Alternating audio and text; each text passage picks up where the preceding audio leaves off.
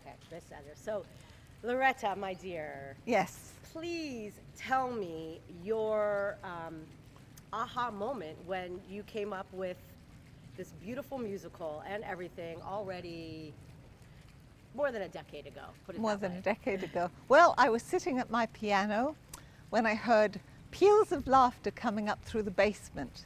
All the characters came up from the Victorian era, including the Queen, and they all beckoned me to tell their story about what happened in 1897.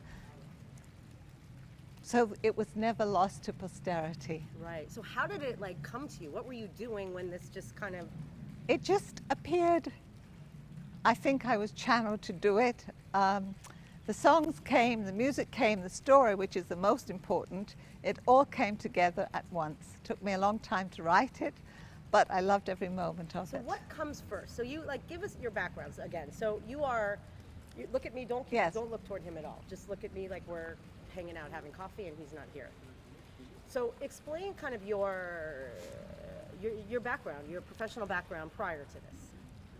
Well, I've done lots of things with music and writing since I was very young.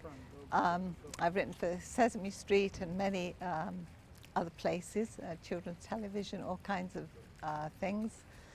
Commissioned to write a lot of things, but this was special. I've always loved the Victorian era, always been very special to me, and I loved the fact that when Britain was at the height of her glory and conquering the empire, the Victorians were conquering their sexuality. I just absolutely love that and feel it. The story is the uppermost part of this play. It's tantalizing, it's captivating, it's arousing. It has everything. It is so full of vitality, and as an added value, it has beautiful, memorable, enchanting songs. So how do the songs come to you? You know, as a prolific composer, these people just kind of spoke to you, and like literally, it's just like a photograph, like ching, and like it comes out in the form of music notes, just like that. Yes, it all comes to me in my head. It came to me when I was reading a book about Queen Victoria called 60 Years a Queen. I put the book down, and the whole Queen soliloquy came to me in my head. And the songs just appeared wherever I went. I thought about London. I'd sit in the garden. I'd dress up as the characters.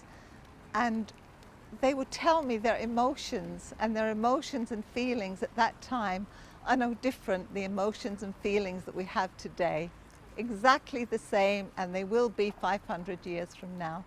So when you wrote this back in 1990, obviously it wasn't the time to bring it to the world. Why is where we are in the world now, you know, such the apropos time to bring this story to life for, you know, a global audience in many different mediums? I had to wait for the right opportunity. It actually was performed in Renana last year, just the first act. And when I saw how much people just loved it and talked about it and sent me emails about it nonstop, I felt it should be performed. And I would like to give the Israeli singers a chance to show their versatility and to perform globally, because they are so very, very talented. And the culture is really here, and they are a wonderful group of people. The musicians here, incredible talent, and I feel that this is the right time to bring it to the world. Downton Abbey has been successful, The Crown has been successful, but this sparkles. And this is also unique because it's not just, you know, a story, it's music as well. I mean, that is something that none of these other shows, the Downton Abbeys, the Tudors, none of these hit English shows have had original music too. No, they haven't, and I feel that these characters actually sing of their emotions. These songs are interwoven right throughout the play, right throughout the story. They make the whole story come to life, and to hear these characters sing of all their emotions is just an incredible feeling. What is the most unique of, you know, about Victorian England? I mean, you obviously being from the UK and you know British history. What was, you know, you think Queen Victoria and you think, you know, you think everything is, you know, very proper. So what you're saying is they didn't have TMZ and they didn't have Twitter, they didn't have Instagram in the 1890s. So what was really going on behind the scenes, underneath the stiff upper lip. Underneath the stiff upper lip, underneath the corsets, you mean? Yeah. The Victorians were very prudish, or thought of as very prudish.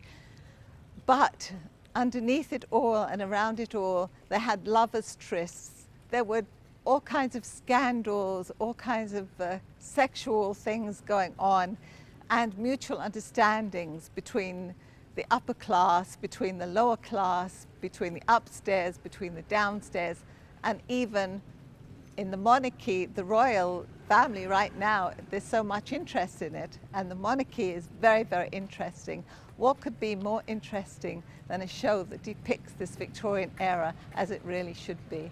So what is the gist of the show and the music? The story is not starring Queen Victoria, correct? No, it doesn't star her, but she has a soliloquy in it when she sings of her So start feelings. by saying Queen Victoria has, because you're not going to hear me. Queen Victoria has a soliloquy in it when she sings of her feelings of being on the throne for 60 years. The story is not about her, it's just about the upper class, the aristocracy, and the lower class, and what goes on between them. And the characters just jump out at you, they're very much alive, and I feel it will give the viewers a chance to reflect the bygone era which happened and they know very little about. Wait, hold on, say that again.